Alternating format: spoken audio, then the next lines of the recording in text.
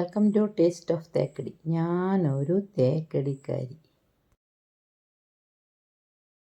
എല്ലായിടത്തും ഇപ്പം മഴയുടെ ദുരിത പെയ്ത്താണല്ലേ. ഇപ്പം ഇന്നൊരു ആശ്വാസം ഉണ്ടായിരുന്നു. എന്നാലും കഴിഞ്ഞ ഒരാഴ്ച ശരിക്കും ഞങ്ങളെ പേടിപ്പിച്ച് കളഞ്ഞു. പുഴയുടെ അടുത്തായതുകൊണ്ട്. അപ്പോൾ വേനൽക്കാലത്ത് ഞങ്ങളുടെ പുഴ ഇതാ ഇങ്ങനെയാണ്. നീണ്ട് മെലിഞ്ഞ് നല്ല സ്ലിം ബ്യൂട്ടി ആയിട്ട് കിടക്കും. നല്ല സുന്ദരിയാണ്. പക്ഷേ മഴക്കാലം ആയാലോ. ഇത് ഞങ്ങളുടെ പുതിയ പാലമാണ് കേട്ടോ. അക്കരെ കാണുന്ന പള്ളിയാണ്. നേരത്തെ തൂക്കുപാലമായിരുന്നു. തൂക്കുപാലത്തിൽ കൂടെ ആയിരുന്നു അക്കരയ്ക്ക് പോയിക്കൊണ്ടിരുന്നത്. ഇതാണ് തൂക്കുപാലം. ഇപ്പോഴും ഇത് ഉപയോഗിക്കുന്നുണ്ട്.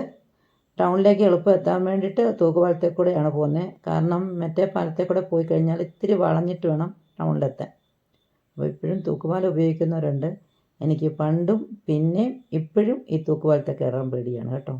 കയറും, നിവൃത്തിയില്ലെങ്കിൽ കയറും എന്നല്ലാതെ അതിൽ കൂടെ യാത്ര ചെയ്യാൻ നല്ല പേടിയാണ്. തൂക്കുപാലത്തിൽ കൂടെ ഒരു ചേട്ടൻ വരുന്നത് കണ്ടോ. കൂളായിട്ട് സഞ്ചിയൊക്കെ പിടിച്ച് അക്കരെ പോയിട്ട് സാധനം വാങ്ങിയിട്ട് വരുന്നതാണ്. ഞങ്ങൾ എല്ലാവരും ഉപയോഗിച്ച് കുറേ വർഷങ്ങളായ തൂക്കുപാലമാണ്. ഒരു 10-30 വർഷത്തോളം പഴക്കമുണ്ടാവും. പക്ഷേ എപ്പോഴും യൂസ് ചെയ്യുന്നതാണ്. പക്ഷെ എനിക്ക് പേടിയാന്നേ ഉള്ളൂ കേട്ടോ ആ പാലത്തിൽ കൂടെ പോകാൻ. അവളുടെ കൂടെ പോകുമ്പോൾ വെള്ളത്തിലോട്ട് നോക്കാൻ എനിക്ക് ഏറ്റവും പേടിയാണ്. എത്ര വെള്ളം താഴ്ന്നു കിടന്നാലും എനിക്ക് പേടിയാണ്. അപ്പോൾ ഇതാണ് തൂക്കുപാലം. ഈ പുഴ നിങ്ങൾ കാണുന്നത് പോലെ അല്ല കേട്ടോ. മഴക്കാലത്ത് ഭയങ്കര ദേഷ്യമാണ് ഈ പുഴയ്ക്ക് എല്ലാവരോടും. കാരണം അവർ നിറഞ്ഞ് കവിഞ്ഞ് ഒരു സംഹാര രുദ്രയായിട്ട് കയറിയൊരു വരവുണ്ട്. അപ്പോൾ പുഴയുടെ തീരത്തുകൂടിയാണ് റോഡ് പോകുന്നത്.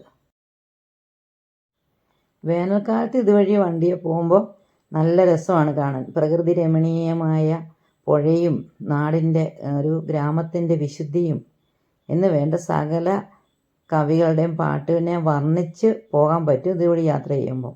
പക്ഷെ മഴക്കാലത്ത് നമുക്കൊരു നല്ല ശരിക്കും പേടിച്ച് തന്നെ വേണം പോകാൻ വേണ്ടിയിട്ട്.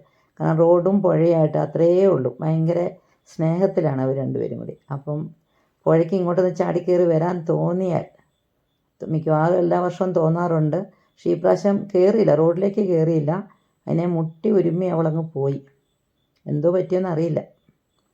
അപ്പോൾ പുഴ ഉണ്ടോ ഞങ്ങളുടെ വീടിൻ്റെ അവിടെ തൊട്ട് ഏകദേശം ഒരു 4 കിലോമീറ്റർ അപ്പുറം വരെ പുഴ കാണാം. അപ്പം ഞാൻ മഴ പെയ്ത് പിറ്റേ ദിവസം വെള്ളം കയറിയതിൻ്റെ പിറ്റേ ദിവസം ഒന്ന് പോയി നോക്കിയതാണ് പുഴയെ കാണാൻ വേണ്ടിയിട്ട്.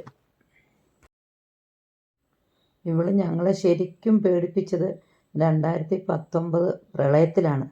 അതുവരെ വലിയ കുഴപ്പമില്ലാതെ ഇങ്ങനെ തൊട്ട് തലോടിയൊക്കെ അങ്ങ് പോയതാണ്. പക്ഷെ ആ 2019 പ്രളയത്തിൽ ശരിക്കും സംഹാര രുദ്രയായി വാളും ചെലമ്പും എല്ലാം അണിഞ്ഞ് വീട്ടിൽ കൂടെ കയറി ഇറങ്ങി അങ്ങ് പോയി. അങ്ങനെ പെട്ടെന്ന് കയറി ഇറങ്ങി അവൾ പോയില്ല കേട്ടോ. 3 ദിവസം വീട്ടിൽ താമസിച്ചിട്ടാണ് പോയത്. അപ്പം അന്നത്തെ പേടി ഇപ്പോഴും മനസ്സിലുണ്ട്. നമ്മൾ നേരത്തെ കയറിയ ആ വലിയ പാലമാണ് അങ്ങ് ദൂരെ കാണുന്നത് കണ്ടോ. അതാണ് പുതിയ പാലം. ആ കാണുന്നതാണ് അരയാൽ. അത് പുഴയിലോട്ട് ഇറങ്ങിയിട്ട് തന്നെ ഉള്ള ഒരു അരയാലാണ്. അതിന് തറയൊക്കെ കെട്ടി സംരക്ഷിക്കുന്നതാണ്. അതിൻ്റെ അപ്പം തറയുടെ ഒപ്പം വരെ ഈ പ്രാവശ്യം വെള്ളം കയറിയിട്ടുണ്ടായിരുന്നു. ഇത് 3 മാസം മുമ്പത്തെ കാഴ്ച. അതേ സ്ഥലം അരയാലിൻ്റെ തൊട്ടിപ്പുറം വലതുവശത്തെ സ്ഥലമാണിത്. 3 മാസം മുമ്പേ പച്ചക്കറി കൃഷിയൊക്കെ ധാരാളമായിട്ട് ചെയ്ത് പുഴ കനിഞ്ഞ് നൽകിയ വെള്ളമൊക്കെ കോരി ഒഴിച്ച് കണ്ടോ. അവൾ നല്ല സുന്ദരിയായിട്ട് അങ്ങനെ നിൽക്കുമ്പോഴാണ് മഴ വരുന്നത്. അതേ സ്ഥലമാണിത് കണ്ടോ. പുഴയിൽ വെള്ളം നിറഞ്ഞ് കവിഞ്ഞ് ഒഴുകുകയാണ്. ഈ മഴക്കാലത്ത് ഒരുപാട് ദുരിതങ്ങൾ അനുഭവിച്ചവരുണ്ട്. ഞങ്ങൾക്ക് ഈ പ്രാവശ്യം അങ്ങനെ റോഡിലേക്ക് വെള്ളം കയറിയില്ല. അങ്ങനെ വലിയൊരു ബുദ്ധിമുട്ട് വന്നില്ല. പക്ഷെ എന്നാലും ഈ മഴക്കാലത്ത് ഒരുപാട് ദുരിതങ്ങൾ അനുഭവിച്ചവരുണ്ട്. ആറ്റിറമ്പി താമസിക്കുന്നവരും പുഴയുടെ തീരത്തുള്ളവരൊക്കെ. ഈ മഴയിൽ ജീവൻ പൊരിഞ്ഞ ഒരുപാട് പേരുണ്ട്. അവരെ മൗനമായി ഒരു നിമിഷം ഓർമ്മിക്കാതെ മുമ്പോട്ട് പോകാൻ പറ്റില്ല നമുക്കല്ലേ. ഇനിയുമുള്ളൊരു മഴക്കാലം ദുരിതങ്ങളും ഉണ്ടാവാതിരിക്കട്ടെ. ഈ ആലിലയുടെ നൈർമല്യം പോലെ ശുദ്ധവായുവും സംഗീതവും എല്ലാവരിലും നിറയട്ടെ എന്ന പ്രാർത്ഥനയോടുകൂടി. ഓക്കെ, അപ്പോൾ എല്ലാവർക്കും വീഡിയോ ഇഷ്ടമായെന്ന് കരുതുന്നു.